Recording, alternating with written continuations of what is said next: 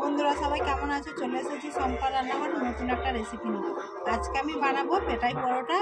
কীভাবে বানাই চলুন দেখে নিয়ে যাই। আজকে আমি পেটাই পরোটা করবো, তার জন্য আমি 500 গ্রাম ময়দা নিয়ে নিচ্ছি।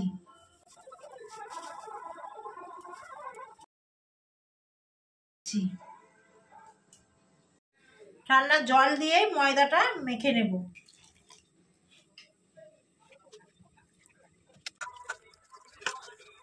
ডোটাকে 15 মিনিট ঢেকে রেখে দিচ্ছি।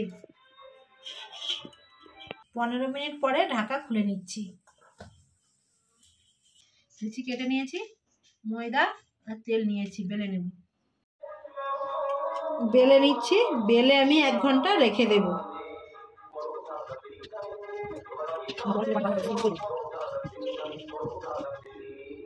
অল্প করে বেলে নিয়েছি, এর মধ্যে তেল গুলিয়ে দিচ্ছি। তেলের মধ্যে তেল গুলিয়ে নিয়েছি, এবার ময়দা দিয়ে দিচ্ছি অল্প করে। এবার আমি ভাঁজ করে করে মুড়ে নিচ্ছি।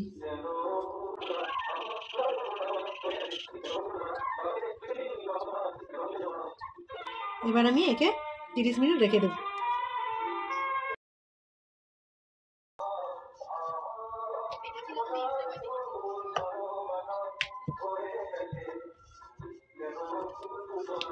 এবার আমি তেল গুলিয়ে নিচ্ছি,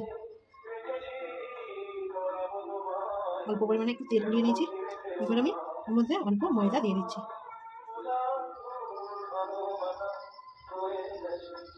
ময়দা দিয়ে দিচ্ছি অল্প পরিমাণে, দিয়ে আমি এটাকে মুড়ে নিচ্ছি।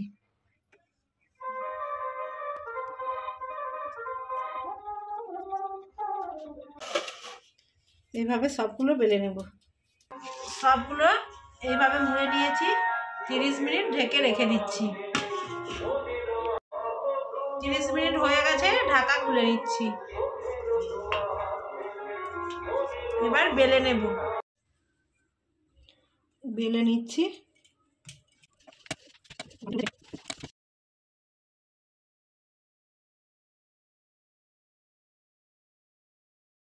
যত পাতলা হবে বন্ধুরা, দেখুন পিঠা পরোটা ততই খেতে ভালো লাগে।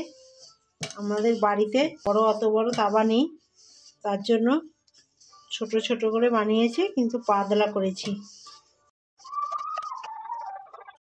তাওয়া বসিয়ে দিয়েছি, গরম হয়ে গেছে, দিয়ে দিচ্ছি।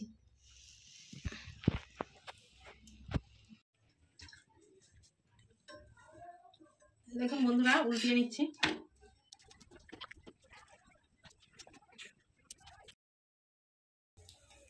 পরোটাটা কত সুন্দর ফুলেছে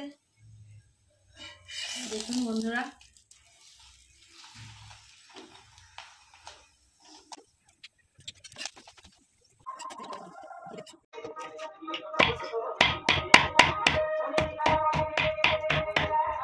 বন্ধুরা কত সুন্দর পিঠাই পরোটা হয়েছে। পিঠাই পরোটাটা তুলে নিচ্ছি।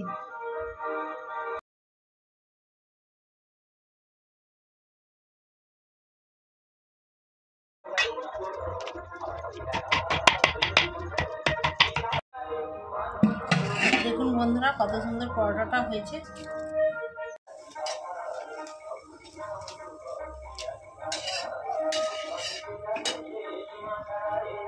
দেখুন বন্ধুরা কত সুন্দর পরোটাটা হয়েছে।